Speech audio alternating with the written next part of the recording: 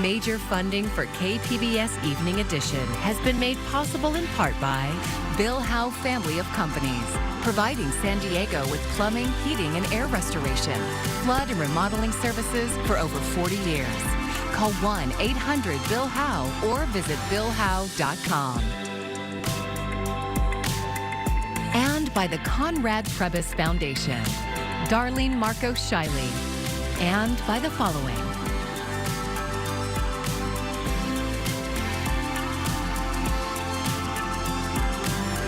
And by viewers like you. Thank you. Gusty Santa Ana winds and a fire warning for our backcountry. Thank you for joining us. I'm Maya Trabulsi. Because of the high winds, SDG&E has issued a public safety power shutoff warning for nearly 65,000 residents. And KPBS North County reporter Alexander Nguyen has more on how residents are preparing for the windstorm. The wind was gentle this morning in Ramona, but by tonight, gusty Santa Ana winds are forecast to replace this light breeze. Residents here are all prepping for the potential power shutoff because of the hind wildfire risks, including the guard donkeys and these horses, Kimchi, Roxy, and Levi. Doing the best that I can to prepare. Just got lots of dry good foods, so nothing that needs to be cooked and not, refrigerated and things like that. Micaiah Fritchie owns these horses, and she knows what to expect during the emergency power shutoffs. Last month, during a strong Santa Ana wind event, her power was out for 2 days. We had to throw out tons of food. And then same situation where I had to drive to my mom's house to work. But it's always stressful during this time when you have to go away from your house when you're working and you have animals. Fritchie works from home and says it's a challenge when she can't connect to the internet. Brian DeGostino from SDG&E says he understands how frustrating it can be to lose power. We are using the best science we possibly can to try to minimize the impact because we do understand this is a huge impact on our community. DeGostino is the director of fire science for the utility. He says these power shutoffs are needed to minimize the fire risk from down power lines during high wind events. Much of the East and North County are under the emergency power shutoff warning. And unlike last month, this Santa Ana event is a prolonged one. One thing that's important with this event is it's not just one event and done. What we're seeing is a long duration potential impact across our region, and we really want folks to start preparing for that. The region is experiencing the driest start to the rainy season in 174 years. Combined with the low humidity and high winds, it's creating dangerous fire conditions. SDG&E says it will activate the community resource centers if power shutoffs happen. They can be found online at the SDG&E website. Alexander Nguyen, KPBS News. Firefighting crews from Northern California are here this week as those Santa Ana winds bring risky conditions. KPBS reporter Katie Anastas says CAL FIRE is warning of high winds through Thursday. 45 additional engines and 6 hand crews are transferring to San Diego, Orange, and other nearby counties. 10 of those engines are in San Diego County. San Diego County also has its own staffing pattern on, so we've staffed up extra bulldozers, extra water tenders, extra crews, extra engines. It's all hands on deck. The National Weather Service has issued a red flag warning through Thursday for San Diego County's mountains and valleys, meaning high winds, high temperatures, and low humidity. School districts in Ramona and Julian have canceled school for tomorrow. Santa Anas have a great potential to spread fire quickly. So when one small spark starts with these dry, gusty winds, fire spreads rapidly, and that's what makes them so dangerous. Winter rains have helped vegetation grow in recent years, providing more fuel for fires. The U.S. Drought Monitor puts all of San Diego County at a moderate drought level. Parts of Imperial County are in severe and extreme drought. It's not a fire season anymore. It's a fire year for us down here in Southern California. We just had the fires in Malibu and in Ventura during November, December, and here we are in January. So you just can't let your guard down. November's fire in Ventura strained the water supply system for firefighters there. But water resources specialist Efren Lopez says San Diego County has a reliable supply from the Colorado River and other parts of the state. Feel free to irrigate your landscapes, to water your trees, and to use water as you need. We don't have any restrictions on water use, and we have very reliable water supplies. Fire officials recommend having an evacuation plan and go bag ready. To avoid creating sparks, they say don't mow dry vegetation, make sure chains aren't dragging while towing, and don't park in dry grass. Katie Anastas, KPBS News. Winds, that will be the big story over the next couple of hours. We already have high wind warnings in place. We'll talk more about what's to come in the forecast ahead. The state funeral for President Jimmy Carter shifts to our nation's capital today. The 39th president will lie in state for 2 days before a national funeral service on Thursday. Michael Yoshida is in Washington, D.C. with the latest. President Jimmy Carter lying in state at the U.S. Capitol. Family, friends, and lawmakers saying their final goodbyes. It's amazing on these last few days to for my family to see how much we share him with the world. Carter's return to D.C. follows several days of celebrations of his life and remembrances in his home state of Georgia. Today we gather to celebrate the life of a man whose works will echo for generations to come. A peanut farmer and Navy veteran who would go on to be governor of Georgia before eventually serving as president of the United States from 1977 to 1981. After leaving the White House, Carter's life as a humanitarian cemented his legacy. Countless hours spent working with Habitat for Humanity. He focused on making the lives of his fellow man better. Along with efforts of the Carter Center, fighting for human rights and healthcare access for families across the world. Carter, a one-term president turned Nobel Peace Prize winner, remembered for the life he lived in service of others. Without question, he was a great public servant because of his beliefs, because of his faith, because of the principles that he stood for.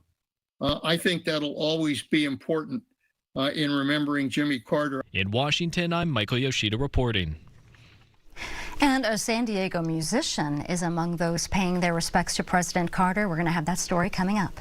We're learning more about a petition for control of the San Diego Padres filed by the wife of the late owner. Sheil Seidler is suing her brother-in-law, Matthew Seidler, who became the executor of Peter Seidler's estate last year, and Robert Seidler, the prior executor. The lawsuit alleges breaches of fiduciary duty, fraud, and other complaints. The Seidler trusts responded in a statement saying the lawsuit was, quote, completely without merit. Expansive new changes will impact the content that millions of Facebook, Instagram, and Threads users see going forward. Laura Aguirre explains. It's time to get back to our roots around free expression on Facebook and Instagram. Sweeping changes are coming to Meta.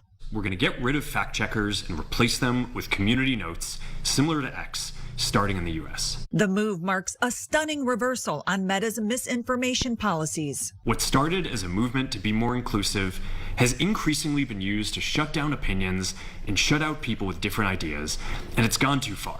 In 2016, the company launched an independent fact-checking program to address concerns and claims that foreign actors were using its platforms to spread disinformation and discord among Americans. But the fact checkers have just been too politically biased and have destroyed more trust than they've created. There could also be another reason. Do you think he's directly responding to the threats that you have made to him in the past? Probably. Yeah, probably. Other changes, Meta has named outspoken Trump supporter and UFC CEO Dana White to its board. And prominent Republican Joel Kaplan, already a vice president within Meta, was promoted to a new role overseeing global affairs effective immediately. I think in the social media world, the political bias got very, very heavy. They acknowledge it. There's a balance to protect our First Amendment rights. But when you take away the guardrails and you see the far-right connections here, it's a great concern. The reality is that this is a trade-off. It means we're going to catch less bad stuff. I'm Laura Aguirre for KPBS News. The 7-part hit podcast, S-Town, profiled the life of a man named John B. McLemore before he died by suicide. The host of that 2017 podcast, Brian Reed, was contacted by McLemore years earlier, asking him to look into what he believed was moral rot in his rural Alabama town. KPBS's Public Matters reporter Amita Sharma spoke to Reed today about how the podcast's aftermath changed his views on journalism.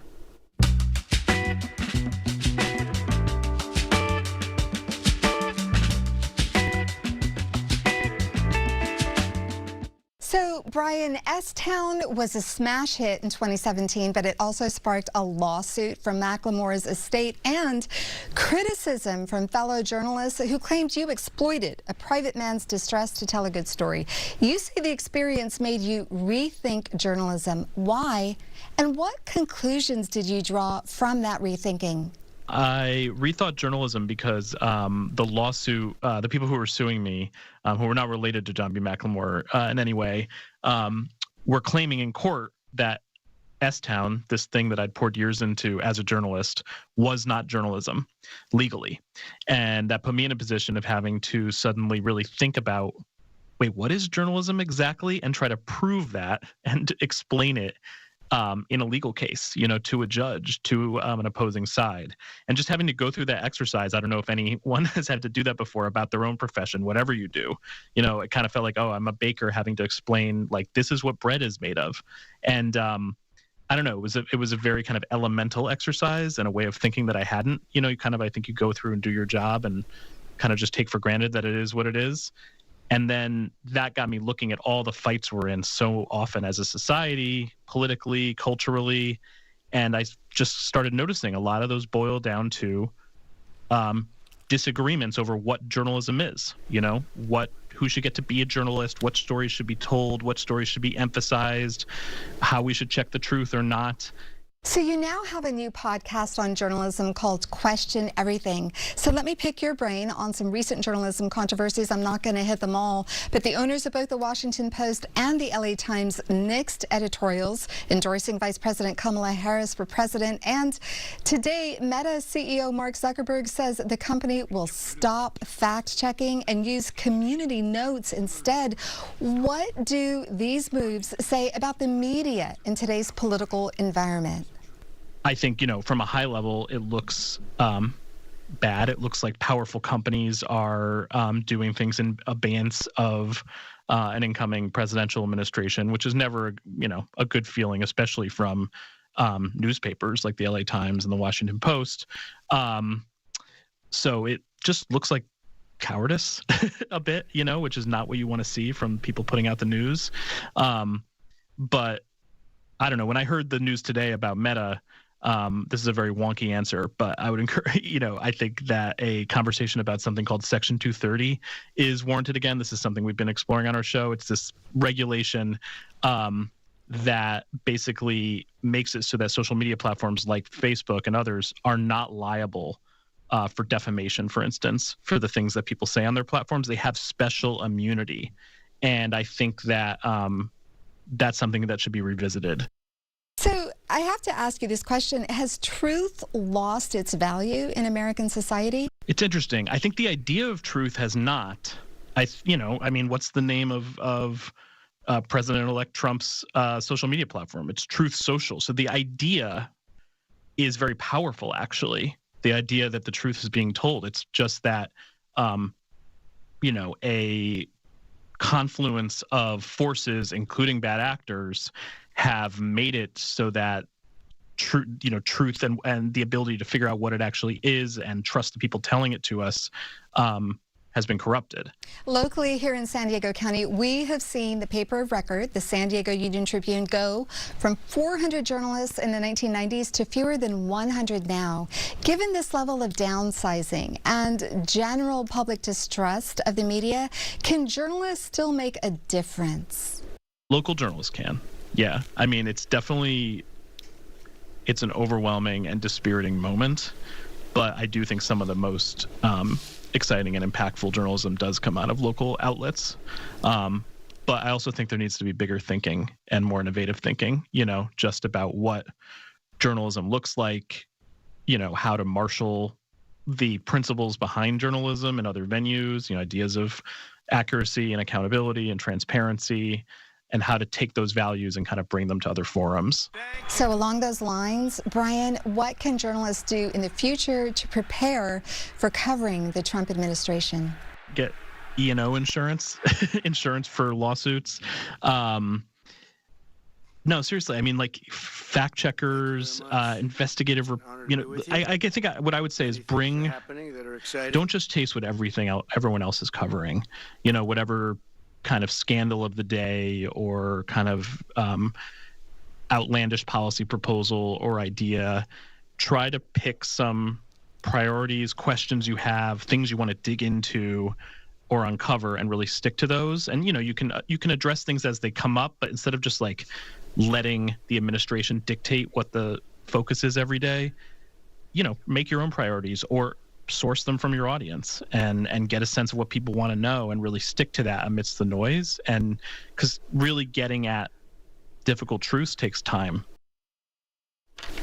And Public Matters is a partnership with KPBS, iNewsSource, and Voice of San Diego. And you can see more of our stories at kpbs.org/Public Matters. The first human death from H5N1 bird flu in the U.S. was reported in Louisiana. Mandy Gaither has more on the patient's medical past and what it could mean for the future of the bird flu virus. The current public health risk remains low, but Monday, Louisiana Department of Health released this statement reporting the death of the first U.S. patient hospitalized with severe H5N1 bird flu, saying the patient was over the age of 65, reported to have underlying medical conditions, and contracted H5N1 after being exposed to a combination of backyard flocks and wild birds. There's still no evidence of person-to-person transmission. But health experts fear virus mutations may allow H5N1 to spread among humans in the future, while Louisiana health officials said that their investigation found no other human cases linked to the patient who died. Flu experts have been warning that the H5N1 virus could bare its teeth as infections spread.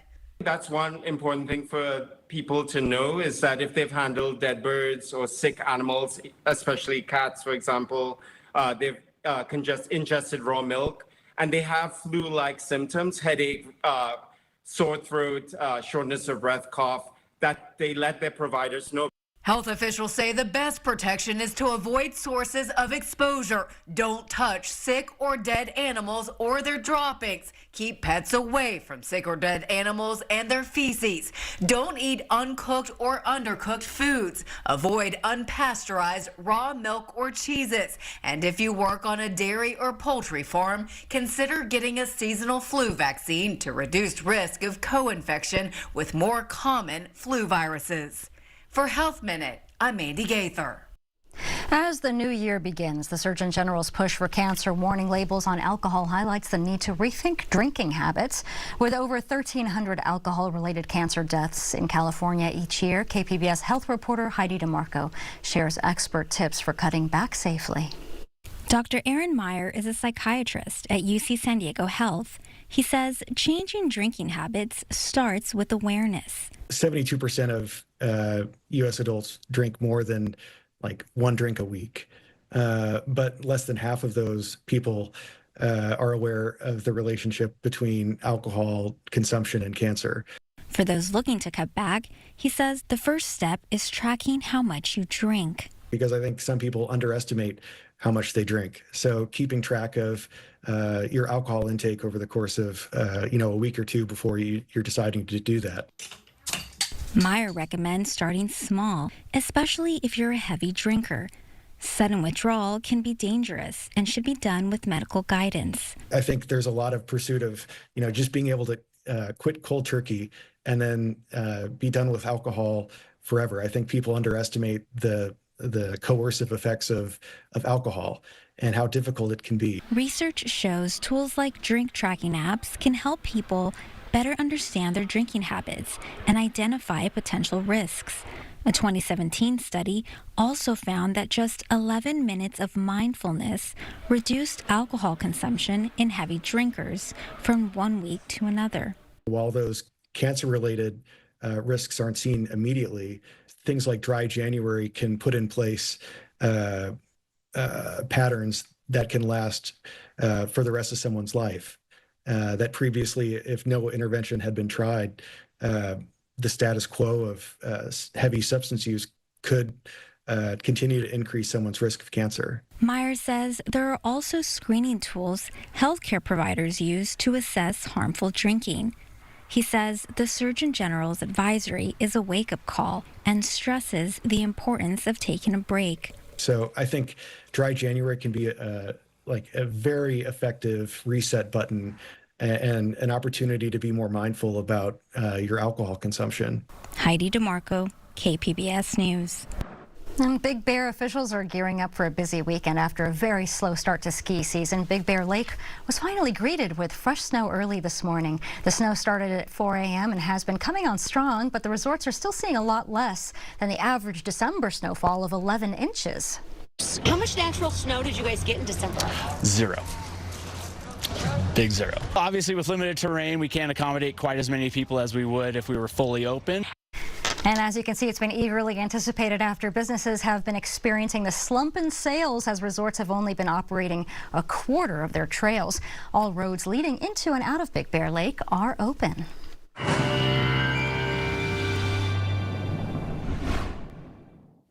Obviously, the threat in the upcoming hours with these winds is real. We're still talking about a lot of different risks as we go through time with not just the winds, but the fire danger especially. Here we are, Santa Ana winds rushing in, kind of a different pattern than we often find them, but it will be a northeast wind event. So many are still referring to this as a Santa Ana wind event. A chill, though, stays in the air as we get this air mass pushing through, and yes, we do have that large fire risk currently ongoing as we head through the overnight hours into tomorrow. And then it'll start to ease off. But of course, still not seeing any rain anytime soon, which will keep our dry stretch, unfortunately, for this wet season really going. Not seeing much in the way of moisture. Here we are with the wind warnings. They are high wind warnings in place. No surprise there. We also have the fire warnings, the red flag warnings out there. So this is going to be another thing that we're keeping an eye on. In Los Angeles and Ventura counties to our north, they actually have a particularly dangerous situation there with these red flag warnings that are in place. So that's something to note if you are traveling. It's even more of a concern as you work your way into those counties there. As we head through tonight, 51 the low in San Diego with, of course, those winds really picking up. Escondido coming in at 42 and Mount Laguna 27 for that low. Lots of cold air in place tomorrow. It's still about those winds, but you can see those numbers getting into the lower 70s in the city itself. Escondido coming in at 73 and Oceanside 73 too. The wind's a huge factor here. So it's that northeast wind that develops. Again, it will be strong, especially through some of those canyons and valleys there that will kind of amplify the wind to more than 45 miles per hour. In some places, gusts could be closer to 60 miles per hour or greater. And the greatest fire risk is found across Los Angeles and Ventura counties, again off to our north, but we are still in that critical fire danger here through parts of San Diego County. As we go through the upcoming days, we do keep things on the cooler side, 60s for the coast, and so many spots through our inland communities will hang out in the 70s. The wind is the focus as we head through tomorrow, then we'll start to ease off getting into the later part of the week. For the mountains, though, it does stay breezy into Thursday. Not much in the way of moisture for us, unfortunately. And for desert communities, we hold on to the 60s and 70s. For KPBS News, I'm meteorologist Melissa Constanzer. The funeral for President Jimmy Carter will be held Thursday at the National Cathedral in Washington, D.C. The organist for the service has a special connection to San Diego. KPBS reporter John Carroll tells us he'll be in town this weekend to play one of the finest church organs in the area. Washington National Cathedral organist Thomas Sheehan plays one of the largest organs in the country. On Thursday, Sheehan, recently named the cathedral's principal organist, will be playing during the state funeral for President Jimmy Carter. But once the funeral is over, Sheehan won't be staying in Washington for long. I go home for a couple seconds, grab my suitcase, and get a ride out to Dulles, get on the plane, and end up in San Diego around 9 p.m. that night. Sheehan will be in San Diego to play a concert at St. James by the Sea Episcopal Church in La Jolla. It'll be my first recital appearance on that organ, which will be a lot of fun. It may be his first recital on the organ, but it's not his first time playing it. He's intimately familiar with the instrument, built by the Rosales Parsons Organ Company in 2023. Sheehan helped design the organ. The St. James organ, the new organ compared with the old organ, it has a much, I would say, warmer, more supportive sound, which is how the fashion has changed between the 1970s and now. It's a much deeper and more orchestral kind of sound, and it has all of the latest features. Alex Benestelli is the organist at St. James. He gets to play this remarkable instrument all the time. Just so much fun to play, and there's so many diverse sounds that you can call upon here, from the very softest to the other end of the sound spectrum.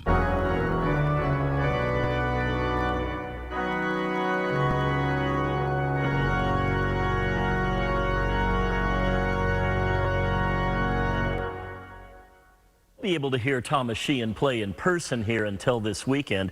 Through the magic of modern technology on this oh-so-modern organ, we can hear him play a piece he recorded on it a couple of years ago.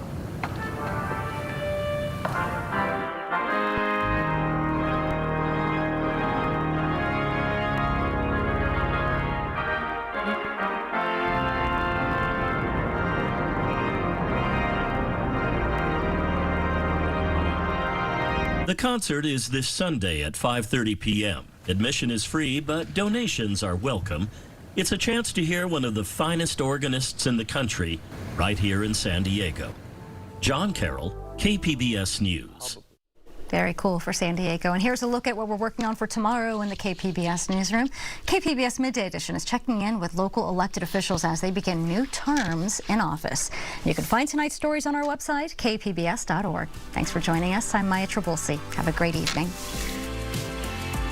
Major funding for KPBS Evening Edition has been made possible in part by Bill Howe Family of Companies, providing San Diego with plumbing, heating, and air restoration, flood and remodeling services for over 40 years. Call 1-800-BILL-HOWE or visit billhowe.com. And by the Conrad Prebys Foundation, Darlene Marco Shiley, and by the following.